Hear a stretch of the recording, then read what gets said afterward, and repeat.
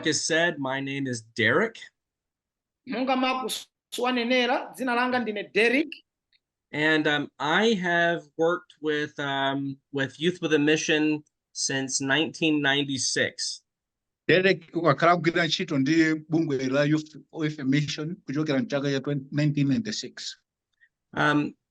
In that time period, I've traveled to more than 50 different countries. Kuchokera nthawi imeneyo ndaenda ku maiko oposa 50. And as I've traveled around, I've had this heart, this desire to work with food security. Mmene ndimayenda m'maiko amenewawa chidwi chokhala ndi kuphunzitsa zokhuzana ndi kukhala chakudya chokwanira ngati maiko chinabadwa ngati mwanga. In fact, a few years ago, I was able to visit Malawi for a month with Decent, and it was wonderful. Zaka zochepa zapitazo ndabwera ku Malawi kudzayendera dziko la Malawi ndi Decent. Nazo dabwitsa kwambiri. You know, when I was there, Decent, he took me to Lilongwe and to Blantyre. Ndeno ali ku Malawi nawatengera Derek ku Lilongwe komanso ku Blantyre. He showed me all of Ncheyu. Nde anafikaso ku Ncheyu kwa gavu pamene mupanga SPCW anafika ku Nkuluyu. He let me enjoy eating nsima. Anadya kwa nsima ndithu ku Malawi ko. And being there in Malawi, it made my heart very full. Ndeno kungobwera ku Malawi zinapakitsa kuti mtima wanga kukhala wokhutitsidwa kwambiri. Because there are so many amazing things going on in Malawi. Panali zinthu zambiri zodabwitsa zimene zimachitika ku Malawi zapamwamba.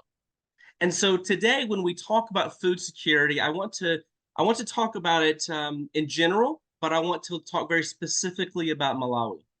Ndeno tikamakamba za kukhala ndi chakudya chokwanira ndifuna ndikambe za chakudya ngati mwa chindunji komanso kungowunikira dziko ngati la Malawi. So what I do in YWAM right now, I help to lead the College of Science and Technology.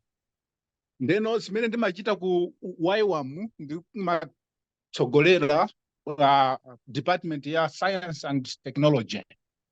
And what we try to do in science and technology is help bring community to development to different areas in many different ways.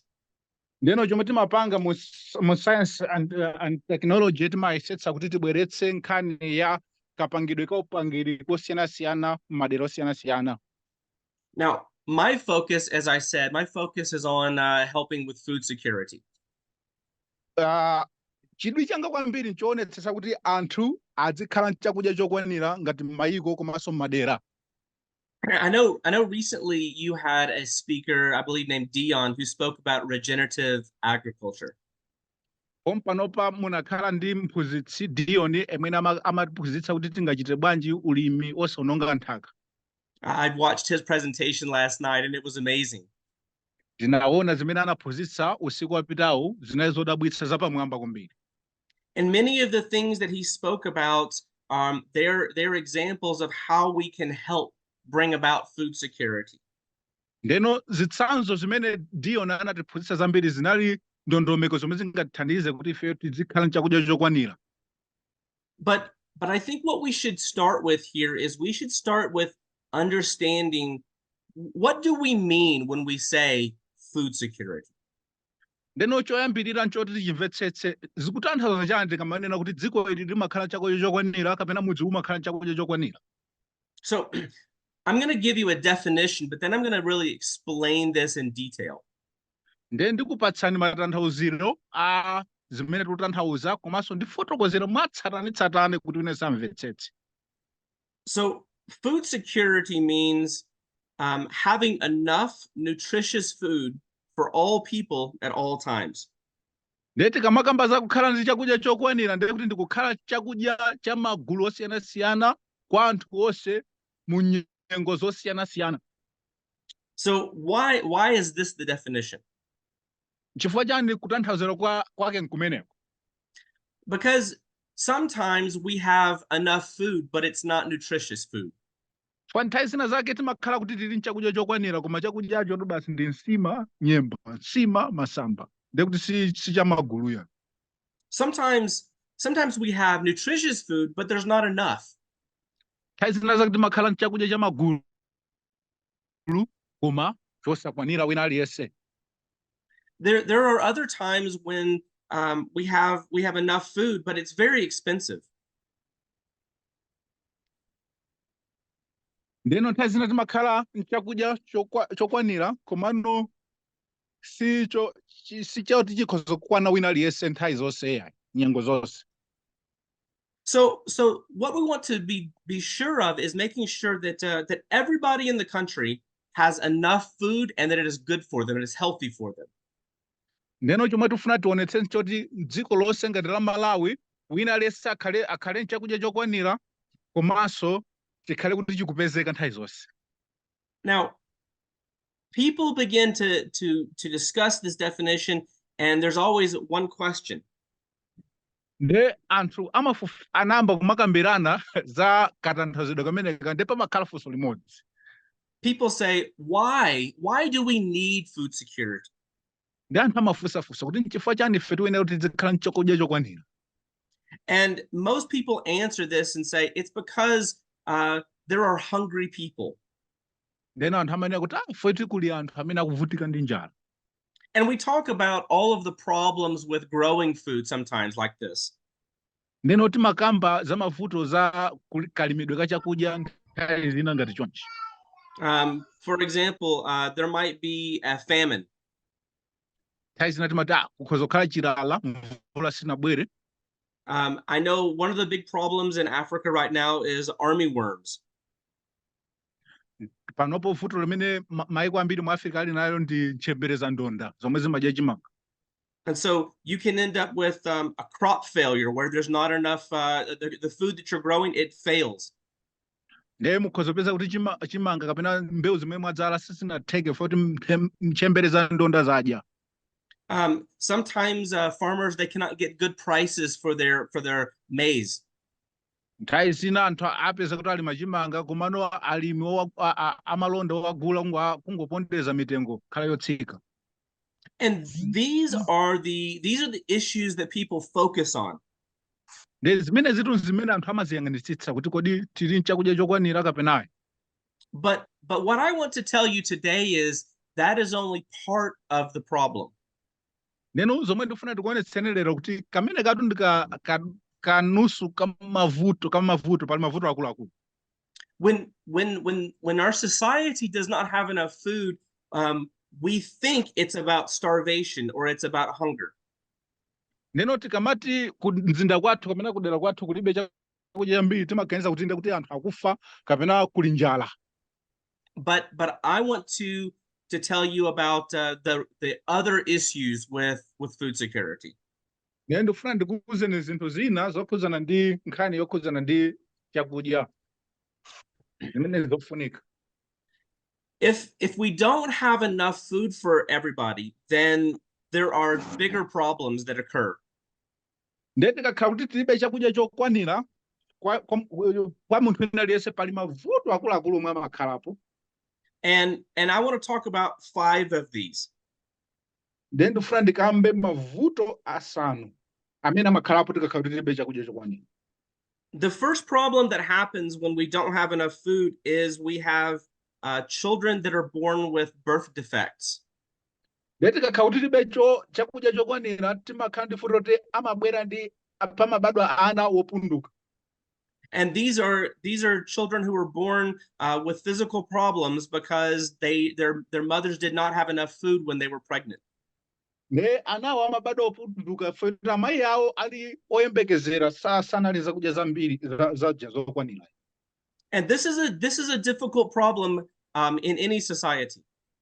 Limene lero ndi vuto lalikulu kukhala ndi anthu opunduka ochuluka mundera ndiye kuti mukhalanso ndi opempha mbiri. Oftentimes you need special medications or you need doctors to help.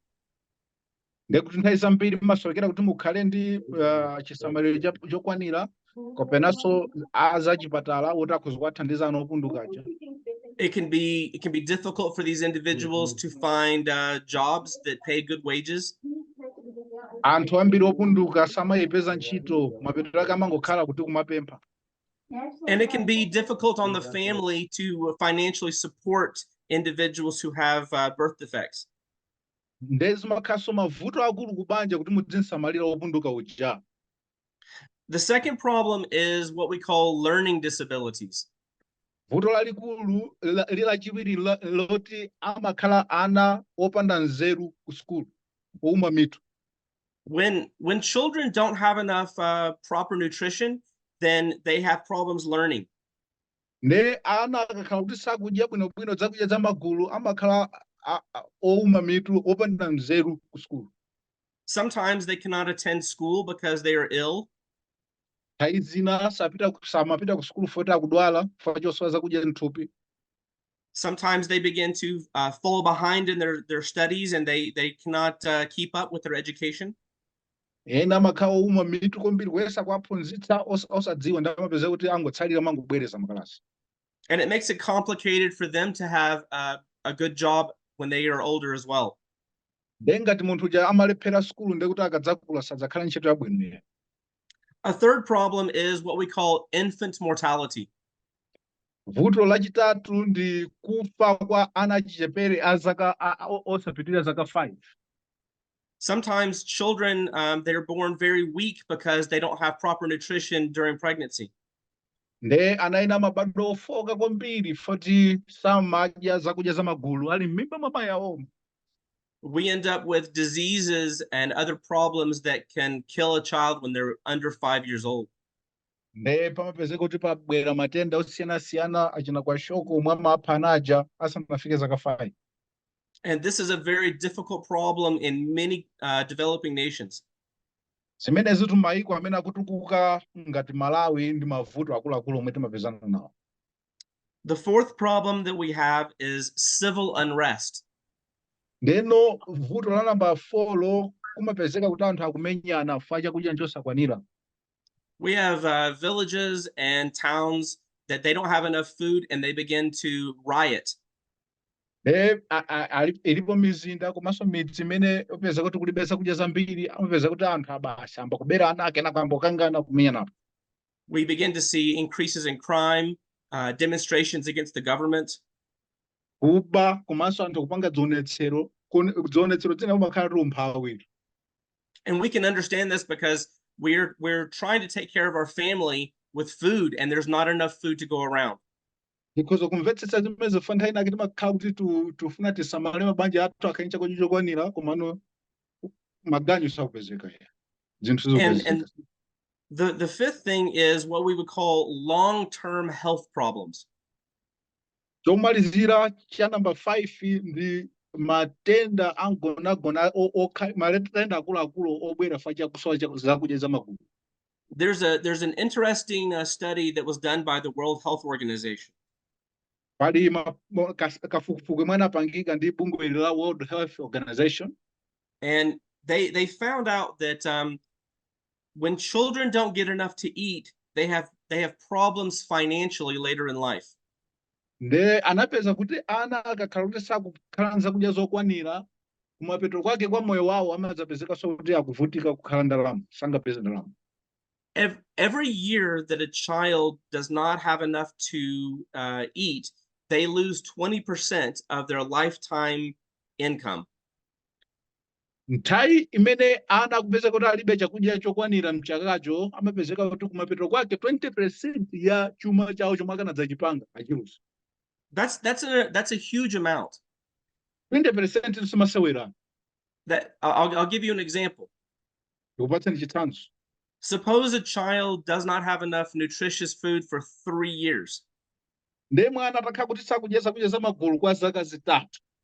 And the rest of their life they have plenty of food. Ndeno kumapeto nthawi inayi ali ndi zakudya zokwanira ndizo zikuyenda zikuteka. For those 3 years, they're going to lose 20% of their lifetime income. So that's 20, 40, 60% of their lifetime income is gone. Ndekuti ngati zaka zitatu sanadye zakudya za magulu ndekuti 60%, 100 yonse 60 mwachotsa chuma chimene anganena kuti adzapanga. Now, imagine that your entire community has this problem. Ne mudzi wonse wathunthu kupeza kuti anthu ake ngosadya mokwanira ndekuti anthu osaukatu kamudzi ka anthu osaukatu. Now we're beginning to see that the entire community is making 60% less than they normally would have. Ne mupeza kuti mudzi wonsewo anthu ake amapeza kuti 60% analuza angokwanisa kupanga zakudya za 40%. So I want you to begin to understand that not having food security, it's more than just being hungry. Ndeno ndifuna inu mumvetsetse kuti kusakhala chakudya chokwanira sitingokamba zoti ulibe nsima yoti udzadzitse m'mimba mwako kuti uli njala. If we want our community to have better education, then we need food security. Ndenga tikufuna kuti kumadera kwathu maphunziro adzenda bwino, sikulu za ukachenjede zenda bwino, tikuyenera kuti tiyike mtima pa kukhala chakudya chokwanira. If we want our community to have more jobs available, then we need food security. Ngati tikufuna kuti anthu adzipeza ntchito mosavuta, choyambira othana nacho ndi nkhani ya njala, anthu adzikhala ndi zakudya. If you want better healthcare, we need more food security. Ngati tikufuna anthu akhala athanzi, chofunika choyambirira ndi chakudya. If you think that wages need to be higher, then we need food security. Ngati tikufuna kuti anthu adzikhala ntchito za malipiro abwino, choyambirira anthu adzikhala nchakudya chokwanira komanso cha magulu. So I need you to understand the big picture of food security is that when you have food security, the entire country is elevated, is lifted up. Nde chithunzi chachikulu chomwe ndifuna kuti muchidziwe nchonera ikakhala kuti muli nchakudya chokwanira ngati dziko, madera osiyanasiyana za maphunziro za chipatala ndi zina zotero zimakwera pamwamba. You know, when I've traveled around the world, I've talked to a lot of politicians. Nde momwe mkulu wayendera pa dziko lapansi wakumananso ndi anthu andale ambiri kuyankhula nawo kuwalangiza. And I asked them, what is the most important thing you need in your country? Ndamafunsa kuti kodi chofunikira kwambiri ngati dziko chomwe muchifuna nchani. And sometimes they say we need more education or we need better healthcare.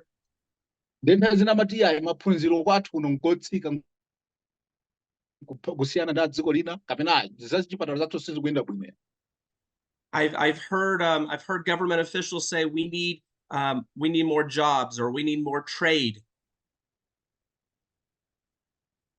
Nde ena aboma amati ntchito tilibe kunoko kamene tufuna malonda akunja tizipanga ndalama zakunja zikusowa ku Malawi. But what they don't understand is to have these things, you must start with food security. Nde chomwe samamvetsetsa andale ambiri kuti mu zinthu ziziyenda bwino zinasi mukuyenera kuti muonetsetse kuthana ndi njala mukhani chakudya cha magulu kaya. And part of the reason is it's this word called resiliency. Ndeno mbali imodzi kapena liwu lina lonena kuti kukhala anthu odzilimbikira. See, in most places we talk about sustainability. We want to have sustainability. Madera ambiri timakamba za kukhala anthu odziyimira panokha, zinthu kukhala zinthu zokhalitsa zoti zingatayike. But the goal of food security is not sustainability. Kukhala tu chakudya chokwanira tsinde lake sikuti nde kuti mukhale zinthu zoti mukudziyimira panokha. The goal of food security must be what we call resiliency. Kuti ino mukhale chakudya chokwanira komanso cha magulu ino mukhale anthu odzilimbikira osafoketsedwa. So what's the difference? Kodi kusiyana kwake nchani? When we talk about sustainability, we mean something that we can continue for a long period of time. Tikanena kuti izizi ndekuti nzokhalitsa ndekuti zinthu zonse zingafe mibadwa anthu azipangabe zomwezo. But when we talk about resiliency, we mean something different. Koma tikamakamba za kudzilimbikira kapena kukhala munthu wopirira. Resiliency is the ability to continue to survive no matter what happens. Ndeno kukhala munthu wodzilimbikira kuti ndi munthu amene amayimabe ngakhale na mondwe mphepo zovuta zichitika. It means if you have a drought, you're okay. Ndekuti kukakhala kuti kwakhala chilala mvula sina kugwa chaka chimene chocho ino simuvutika chakudya muli nacho. It means if there are floods, it's okay. kukachitika flood cyclone ngati anachitikira maliro ku Malawi kuja muima. If you lose your job and you don't have an income, you're still okay. Mchito akuchotsani koma mupeza kuti inu mwayimabe basi. No matter what happens, you are okay. Usatengera kuti chachitika nchani koma mupeza kuti inu mukuyimabe basi, mupita chitsogolo basi. This is what resiliency really is. Ndithu akamati maonera kuti kudzilimbikira pawekha ndi amenewo Napoleon atanenera kuti kudziwa njinga kugwa nayo.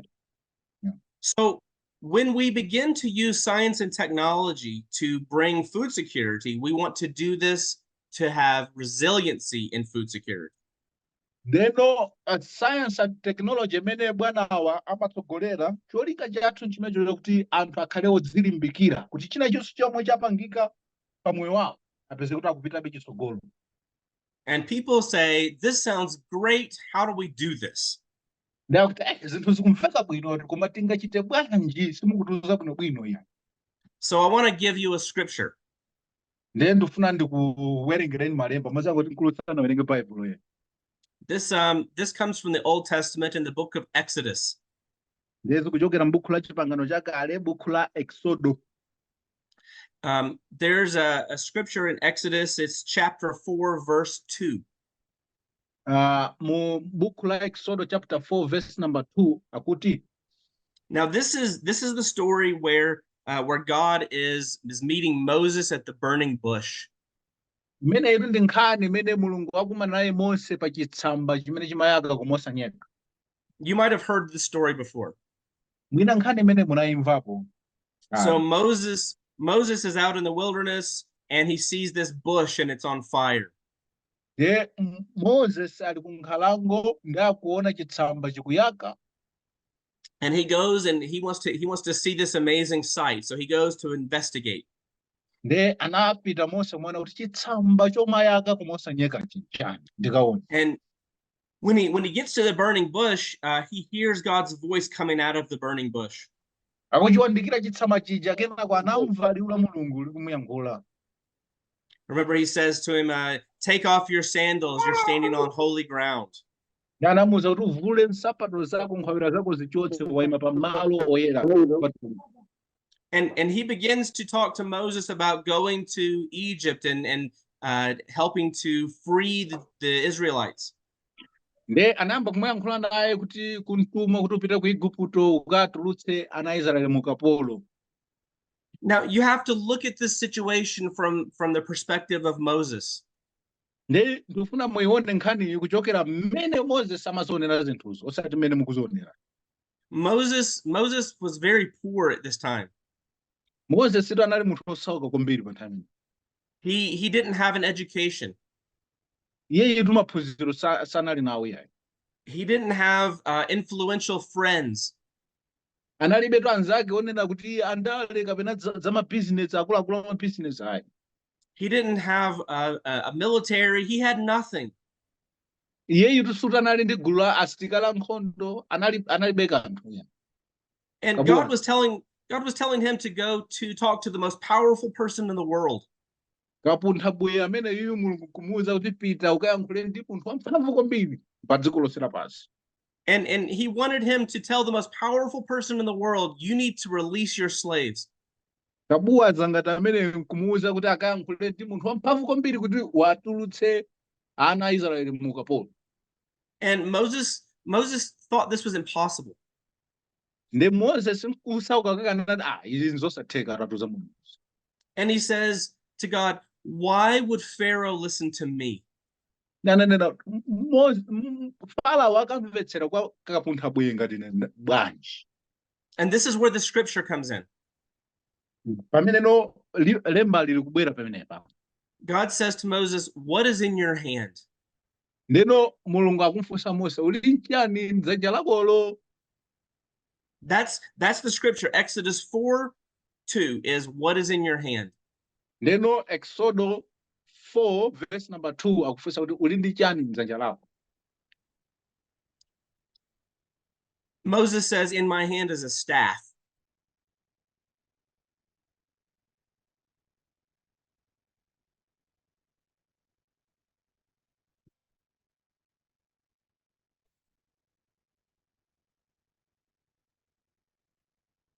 This end is frozen.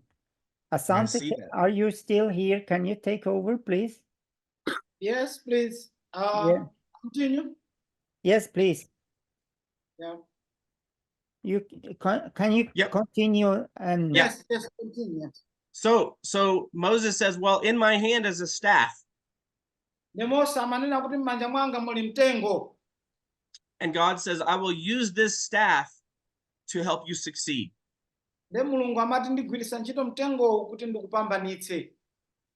And we often ask the same question of God. Nde ifenso timafunsa funso lomweromwero kwa Mulungu.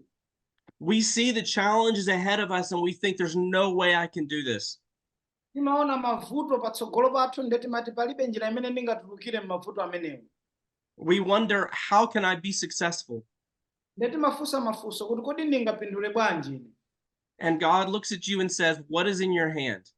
Nde Mulungu amakuyang'ana iwe ndikukufunsa kuti m'manja mwako kuti muli chani. God will use you and whatever you have right now. Mulungu akugwiritsani ntchito inu ndi chilichonse chimene chili m'manja mwanu panopa. God's not worried about your education level. Mulungu samadandaula kuti maphunziro anu ndi ochuluka bwanji. He's not worried about how much money you have. Sasamalanso kuti muli ndi ndalama zingati ku banki.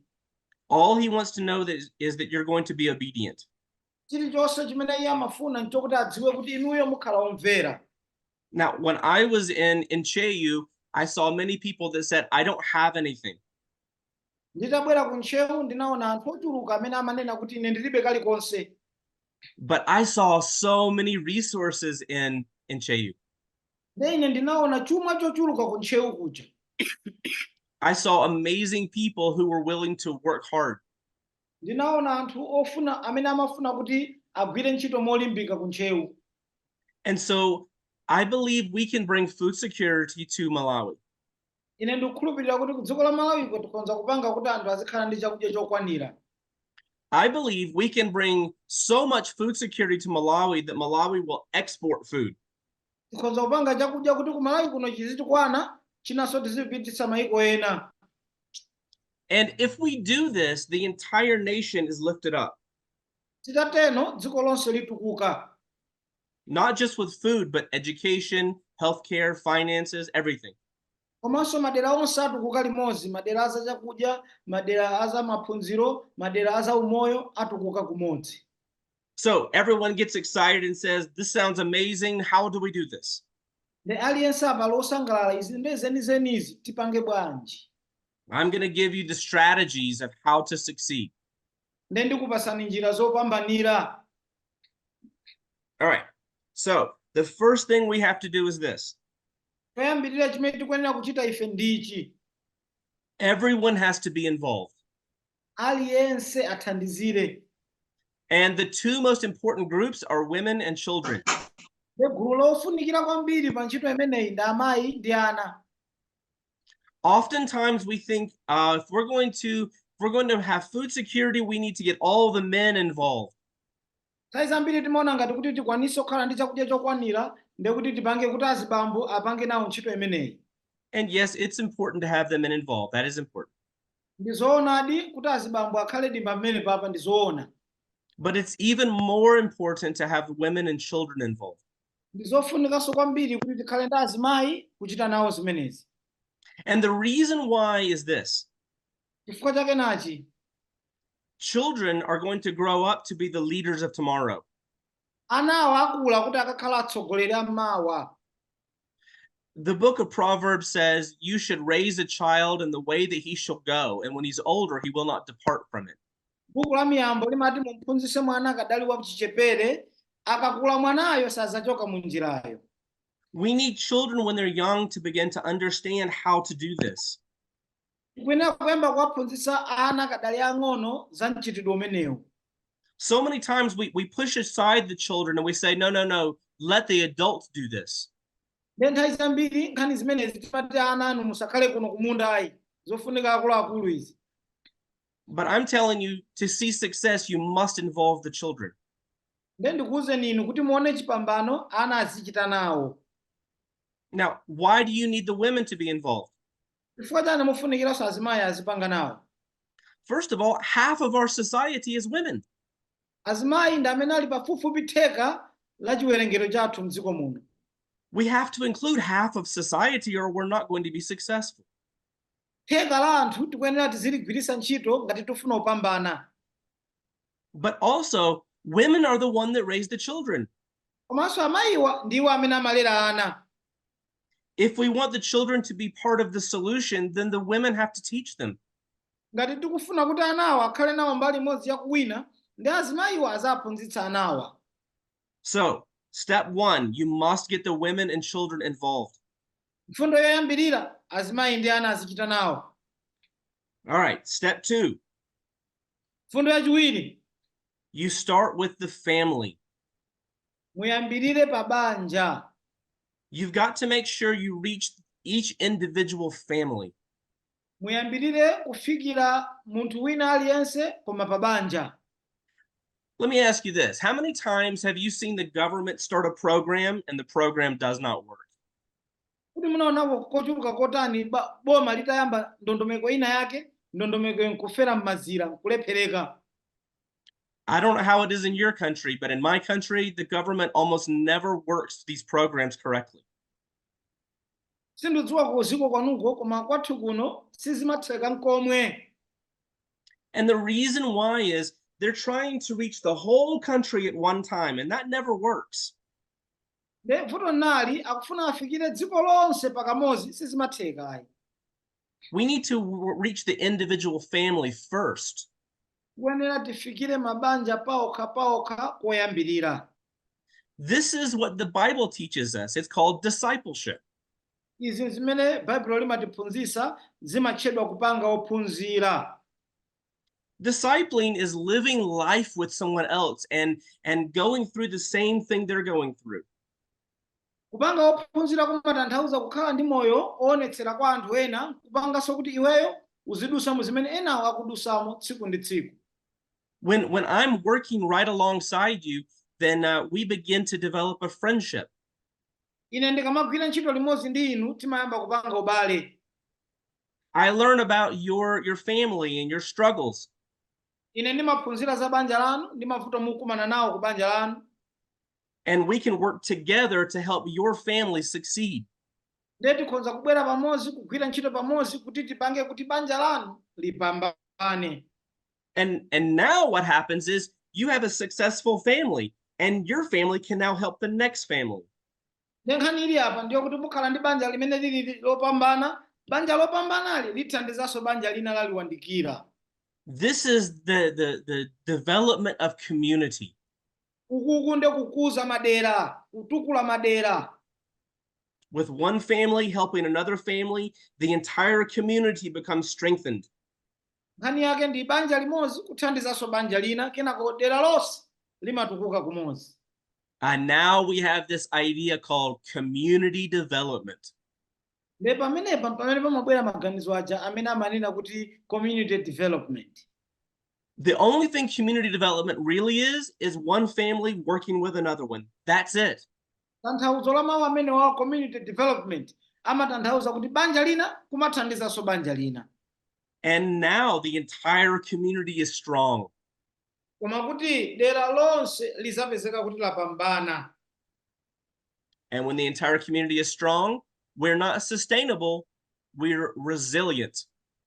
Kenako banja lonse, community yonse ikakhala kuti yapambana, timakhala anthu olimbika mu zimene timakumana nazo.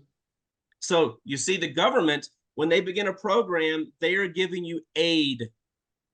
Boma likayamba dongosolo limakupasani zaulere. Maybe they're giving you free seeds for your farm. Amakupasaniso mbewu zaulere muzizala kumunda kuja. Si choncho. Maybe they give you discounted fertilizer. Mwina amakupasani fetereza wa subsidy. Si choncho. They're giving you things to help you to begin to succeed. Amakupasani zinthu kuti inuyo muyambepo kupambana. But when the program stops, now you don't have fertilizer and you don't have seed. De akayambapo nde mpezeke chaka china mulibe mafetereza, mulibe mbewu.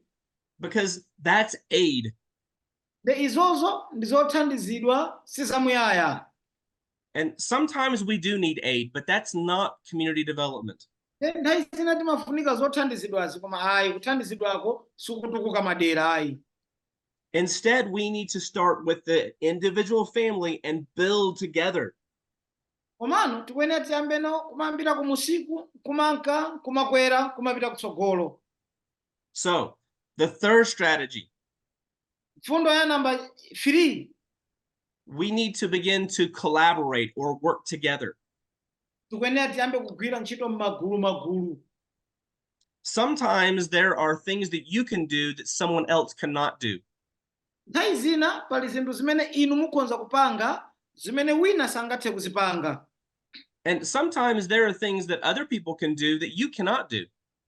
Nthawi zinanso pali zinthu zina zimene anthu ena angazipange bwino zimene iwe sungathe kuzipanga. So we begin to work together so that we all get strengthened at the same time. Timayamba kugwira ntchito limodzi kuti tonsefe tizilumikizana ngati gulu.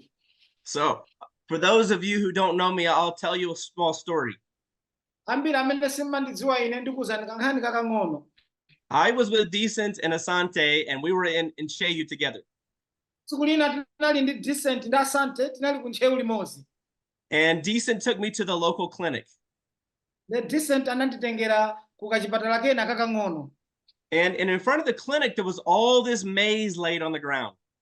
De panja pa chipatala apa panali chimanga chokha chili pansi. And it was drying in the sun. De chimauma koma mudzuwa. And I said, whose maize is this? Ndinafunsidwa kuti chimanga ichi cha ndani? Do you remember this? Asante, it was your maize. It was yours. Yes, I do. Ndamata chimanga cha ndani ichi akuti cha Asante. And I said, wow, he's such a good farmer. Ndamati Asante yu ndi mlimi wabwino. And I was very impressed. Ine ndinali wokondwa kwambiri ndi nkhani imeneyi. And when I saw this, I began to ask, can everyone grow maize like this? Nditayamba kufunsa, ndinafunsa kuti kodi aliyense m'mudzi muno angakolole chimanga chochuluka chonchi ngati cha Asantechi. And it said, everyone tries, but not everyone can be as successful. Ndakuti aliyense amayesera, koma sikuti aliyense amapambana ayi. Because Asante, he's a good farmer. Chifukwa Asante akuoneka kuti akusatira mfundo zabwino za ulimi. But some people, maybe they're not as good at being a farmer. Mwina ena sofunika kukhala alimi, ali nzina zopanga. Maybe they're good at other things. Mwina iwo ngabwinonso mu zinthu zina zochitika. And so we can take people who are good farmers like Asante, and they can work with other people who maybe they're not as good at farming. Tikhoza kutenga anthu ena ngati alili Asante kuti amazitsata za ulimi, ndikutenganso ena amene samadzidziwa za ulimi nkuwaphatikiza aziphunzitsana. That's called collaboration. Apapa ndetayamba kugwirira ntchito limodzi ngati m'magulu. Maybe someone else is good at making bricks. Mwina wina amakwanisa kupanga njerwa. And they can trade maize for bricks. Ne azitha kumasinthanisa chimanga ndi njerwa, nkumasinthana. We don't need everybody to make bricks, and we don't need everybody to grow maize. Tikufunikira kuti aliyense azipanga zimenezi ayi koma tikhonza kumasinthana. Instead, we work together so that we can all be lifted together at the same time. Koma pamenepo tikhonza tonse kumagwirira ntchito limodzi nkumatukulana tikupita chitsogolo. This is the definition of a local market. Uwu kapena ichi ndi tanthauzo la msika wa kumuzi. So I remember we were, I think we were in Lilongwe, and we were going to the market. Ndikukhulupirira I think tinali ku Lilongwe tinkapita ku msika. And I saw there were people selling chickens. Then ndinaona anthu amagulisa nkhuku. And other people, they were cooking. Ena amaphika. Some people were selling Coca-Colas. Ena amagulisa Coca-Cola. And there were many different things you could purchase. Panali zinthu zambirimbiri zimene munthu ukhonza kugula. You could find almost anything you wanted to in the local market. Mu msika umene wa kumuzi ukhonza kupeza chilichonse chimene munthu ukhonza kuchifuna. If you want to have successful food security, you have to have local markets. Ngati mufunikira kuti chakudya chanu muzikhala nacho chaka chonse, mukhale ndi misika ya kumudzi. Okay, so I'm going to give you an economics lesson. Then ndikupatse nino nkhani yapapa ya zachuma. So suppose that someone gives you some money mwachitsanzo wina atakupasa ndalama, and you use that money and you spend it at the market. ndalama imeneyo wakayigwiritsa ntchito kunsika kuja, And that person, they now have your money. nde wina uja ali ndi ndalama yako kunsika kuja, And they use that money and they buy something in the market. nde nawonso ayigwiritsa ntchito ndalama yomweyo agula china chake kunsika komweko. And this continues for a while. Nde izi zichitikabe, wina azigula, wina azigula, wina aziteno, wina aziteno. This keeps the money inside your community. Izi zimapangisa kuti ndalama ija izizungulira mmuzi mommo. Now let's pretend we have a different community. Nde tiganize kuti tili ndi dera linanso lakuseri. Someone gives you money Wina wakupatsani ndalama, and you leave your community and you go to Blantyre nde usiye dera lako lija upite ku Blantyre, and you spend your money in Blantyre. nde ndalama yako ija ukayigwiritsa ntchito ku Blantyre. So that money is no longer in your community. It's now in the Blantyre community. Nde ndalama yasilinso ndi iweyo ku ntchewu, ili nawe ku Blantyre. You might say, what does it matter? What's the difference? Mawu ako akhonza kunena kuti kodi izi zikutanthauza chani, ntchito yake iyi ndi chani. When we begin to look at economics, these are very different situations. Mukamba kumayang'ana machitachita ndalama, izi ndi mfundo ziwiri zosiyana. When money is spent in the local market, the entire local community becomes wealthier. Ndalama ikamazungulira mmuzi momwemo, aliyense wa mmuzimo amalemerako pang'ono ndithu, amayilawa. But when money is spent in a different community, your local community gets poorer. Nde ndalama ija mukamangotenga kumuzi kuja kupita nayo ku tawuni, anthu akumuzi aja amangosaukirako. The wealthiest communities usually have the money circulate in their community at least 10 times. Anthu akumuzi aja ndalama yawo ikamazungulira kumuzi kuja, imapanga mwina ka 10 kupindulisa anthu aja koposera mwilingo 10. And the poorest communities usually have their money go to a different community after only 1 or 2 times. Anthu osauka kapena madera osauka, ndalama yawo imene amapeza imapita madera ena kawiri olo katatu. So what I'm saying is you must develop a local food market. Nde chimene ndikutena pano nchokuti inuyo musegule misika ya zakudya koma m'mizi mwanu mommo. And it helps to keep the money in your community, which makes everyone wealthier. Izi zizithandiza kuti ndalama yanu izizungulira m'muzimo, kumpangisa kuti aliyense akhale olemererako. Most people were never taught this. Ambiri sanaphunzitsidwepo ndikunena apazi. But when you begin to have food security, you have enough food in your community to trade at the market. Nde mukakhala kuti muli ndi zakudya zokwanira, muzikwanisanso kukhala ndi zinthu zokwanira m'muzimo kuti muzisinthana mukugulisidwa kwanu. So we need to begin to look for opportunities in our local market. Tikwenera tiyambe kumayang'ana misika yathu ya m'mizi kuti kodi munomo tingagulisemo chani choti tizisinthanisa ndi ndalama.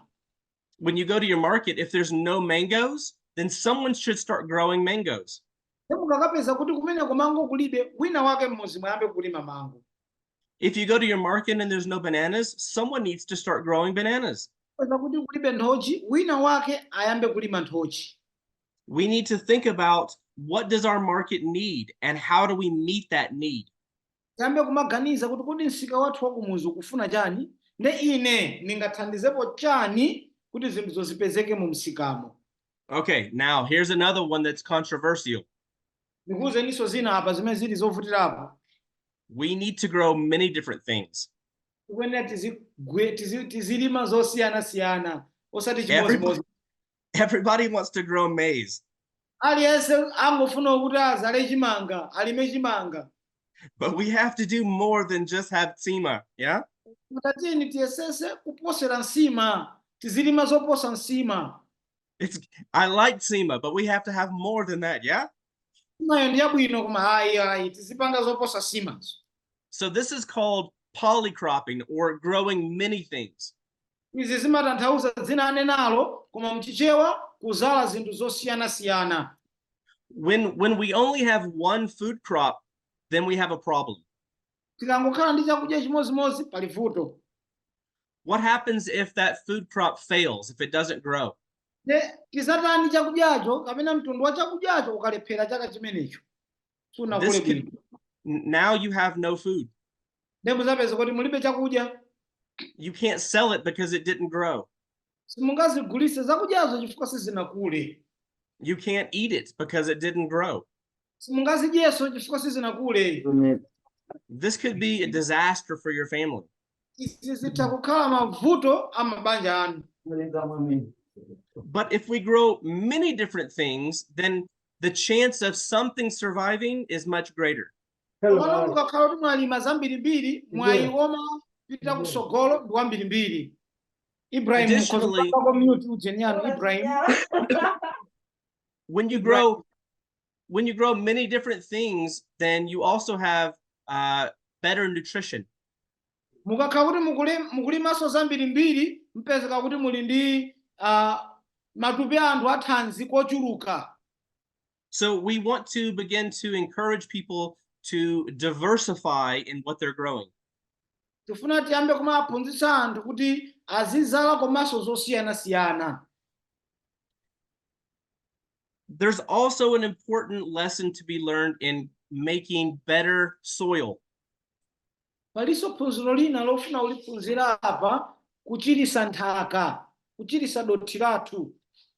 Many people, they go to the store and they purchase fertilizer. Ambiri numapita grocery ndi ukagula fetereza. They go to the store and they purchase poisons to kill insects. Ndeiwo amakagula zima pesticides kuti zikaphe zimene zikubwera mu mbewu zanu. These types of things are very expensive. Zinthu izi zinzodula kwambiri. They use GMO seeds. Amagwirisa ntchito anthu ambiri izi mbewu za kunjazi, tisati za azungu, za kunjazi. And these things, they cost a lot of money.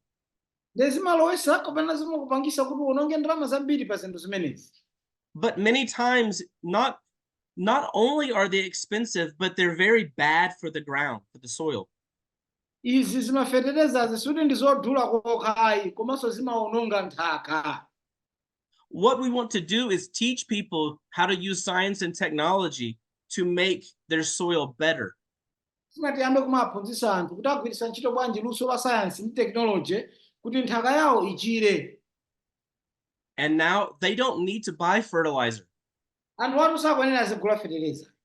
Because we show them how they can do this themselves. Kuti mauza anthu kuti fetereza ngamampange bwanji okha. They don't need to buy pesticides. Anthu asakufunika kuti azigulaso izi zophera zimbozi ndi zina ayi. They don't need to buy GMO seeds. Asamachite kugula mbewu izi zowononga nthaka yawozi ayi. We show them how to do this themselves, and they can save a lot of money. Ife tikwenera taphunzitsa anthu akupanga zimenezi okha kuti akamapanga okha azipulumutsa ndalama yochuluka. But not only do they save money, but their food is better. Sikuti iwo angopulumutsa ndalama ayi, koma chakudya chawocho chikhala chooneka bwino pa tebulo. You end up with a greater harvest. Izi zimapangitsa kuti azikololanso kopsa komanso kwa pamwamba. You end up with fewer pests. Ndi zimapezekanso kuti malo anu mugwiritsa ntchito pali zilombo zochepa. And it helps your entire family. Izi zithandiza banja lanu lonse. So we want to fix the soil so that the soil is the best. Ntchito yathu tifuna tilichirise dothili kuti likhale la pamwamba la chonde. Now, remember we talked about we want to get the children involved. Mukumbukira tinanena kuti ana akhale nawo eti, ana azipanga nawo.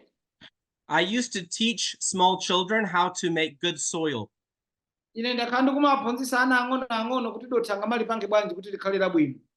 You don't have to be an adult to do this. Kukufunikira kuti ukhale wamkulu kuti uzipanga zimenezi. I know Decent and his wife, they run the school. Ndikudziwa Decent ni mkazi wake amatsogolera skulu. The school children that Nadia teaches, they can teach all these students how to make good soil. Ana amenewa amene amaphunzitsa iwowa anaphunzitsidwanso kuti kodi nthaka yabwino tingayipange bwanji.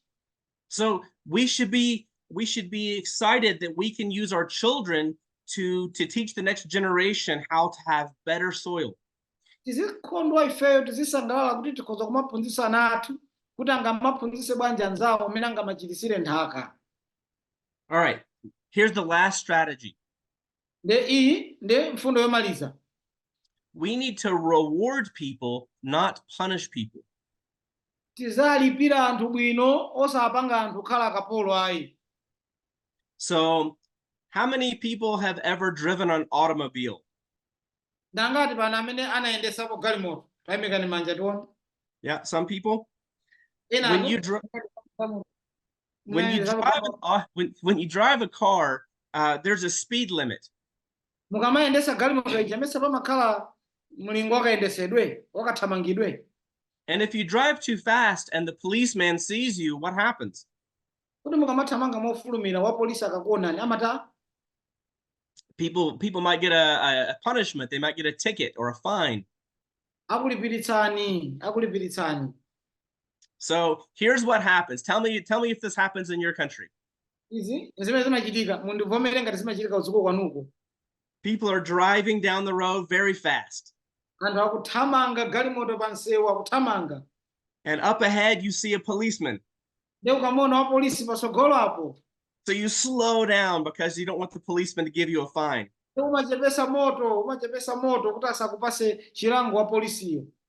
And as soon as you pass the policeman and he's gone, you speed up again. Ukangomudusa wa polisi uja mwendo pa ujeni kuthamangaso. This is what happens in my country. Izi zimachitika kwawoko. Kunonso eti? Is it the same there? Akuteno kuti kunonso yes. Yes. And here there's a reason why we do this. Pali chifukwa chimene munthu amapangira zimenezi. Because we know there's a punishment if we disobey, and so we do what we want to do unless we're being watched. Nde munthu amaopa kuti pali chilango ndikapanda kuchita bwino, nde amati ndipanga zimene ndikhonza kupanga mwaufulu ngati ndisakuonedwa pa kamera. That's a society that's based on punishment. Iyi ndi dera imene machitachitawo amakhala akuyang'ana chilango chimene chayikidwa patsogolo pawo. And it doesn't work very well because we all break the law unless we're being watched. Zimathandiza chifukwa aliyense amakhala kuti aononga lamulolo akakhala kuti sakuonedwa. If you want food security, you cannot punish people. Ngati mukufuna chakudya cha dziko lonse anthu musamapase zilango. Instead, if you want food security, you need to reward people. Ngati mufuna kukhala chakudya chokwanira chaka chonse muzadalitsa wanthu. Imagine the same person's driving their car. Tamuganizireni munthu yemwe akuyendesa galimoto. But now I'm going to give you a reward. Nde muziwe kuti ndikupatsani mphoto. Every time you drive the speed limit, I'm going to give you money. Nde nthawi zonse ukayenda molongosoka ndizopasa ndalama. But if you go too fast, you're not going to have any money. Ukamathamanga sindikupasa ndalama. How many people would decide to be slower? Angati amene aganize kuti aziyenda pang'ono-pang'ono. If you knew you would earn money by going the speed limit, would you drive the speed limit? Kodi inu mutadziwa kuti mukamayenda pang'ono-pang'ono mulandira ndalama muthamanga dala. So if you reward people for doing the behavior that you want, people are more likely to do that behavior. Mukalemekeza anthu nkwalipira moyenera ndi zimene wakupanga anthuwo asankhanso kumapanga zoyenera. So we need to encourage people for food security. Tikuyenera kuyamba kuwalimbikitsa anthu kumbali yokhala ndi zakudya zoyenera. If we come up with policies that help to bring food security to our community, we should reward people for doing these things. Tikabwera ndi mapulani obweretsa chakudya chokwanira ku dziko, tiyeni tizalemekeza anthu akugwira ntchito moyenera. And then if people want the reward, they will do those behaviors. Ngati anthu akufuna dalisolo azipanga zoyeneranso. And there's many different ways we can end up doing this. Pali njira zambiri zimene inu ndine tikhonza kukwanitsa kumapangira zimenezi. I'm hoping to come to Malawi this summer, and I can share some of those reward structures with you. Ndikuyembekezera mwa Ambuye kuti ndibwera ku Malawi sama imeneyi ndizagawana nanu zina mwa zinthu zimenezi. So I want to summarize what we've talked about.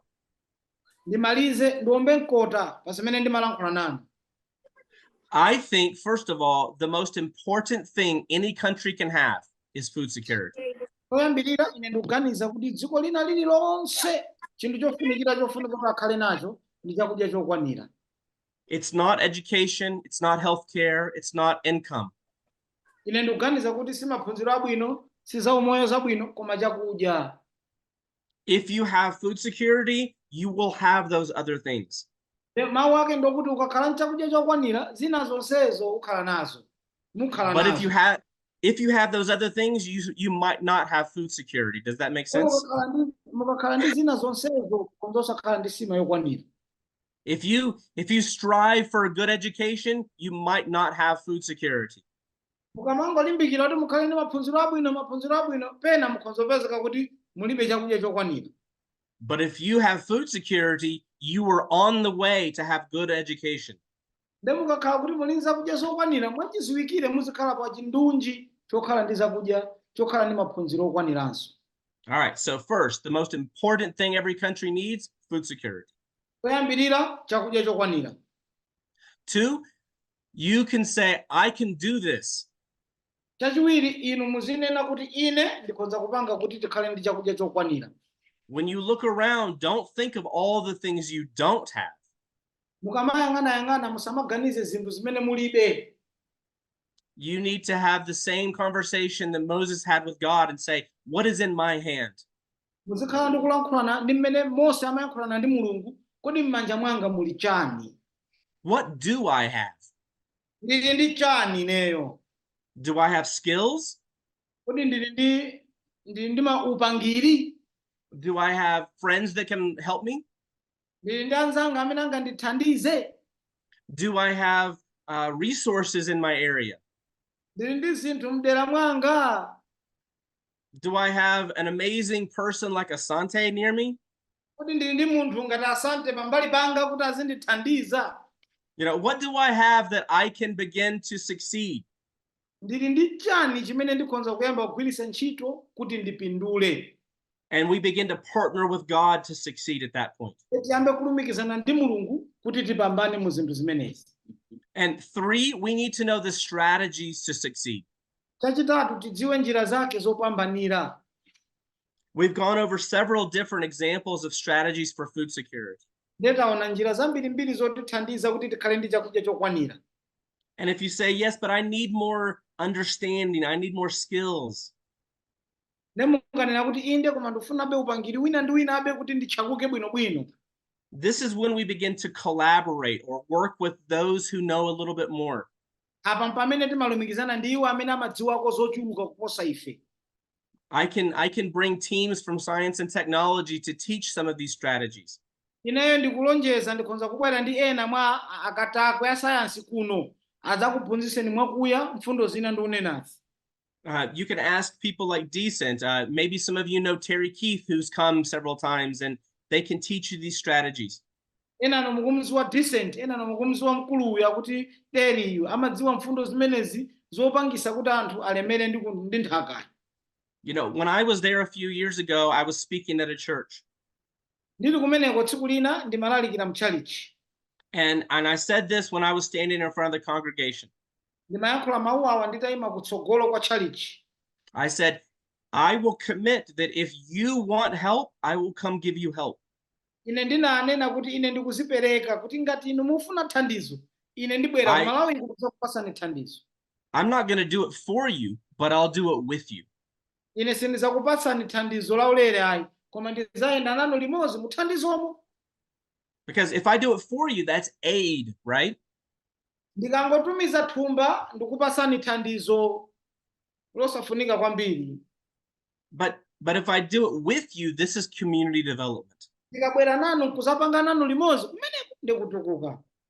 And I want in my lifetime, I want to see Malawi to be a food secure country. Ine ndimafuna mu moyo uno ndili moyo Malawi ndizamuona atafika pokuti chakudya ndi mwana alirenji. I want to see Tanzania, Mozambique, Rwanda. I want to see everybody looking at Malawi and going, how did they do that? maiko ngati Tanzania, Rwanda azisati kuda Malawi munaponda pati mtsitsi wake uti. I want people from all over Africa to be coming to Malawi so they can learn your secrets. Anthu aku dziko lonse la Africa azisabwera ku Malawi nkumadzafunsa kuti kodi abale inu mwatani kwenikweni kuti mupambane chonchi. I believe it's possible, but we have to work together to achieve this. Ndikukhulupirira kuti ndi zotheka, koma tikuyenera tigwire ntchito limodzi ngati gulu kuti tikwanise zimenezi. Okay, so that's the overview of food security for Malawi for today. Awa ndi maziko kapena ndondomeko ya za chakudya chokwanira chokhudzana ndi dziko la Malawi kwa lero.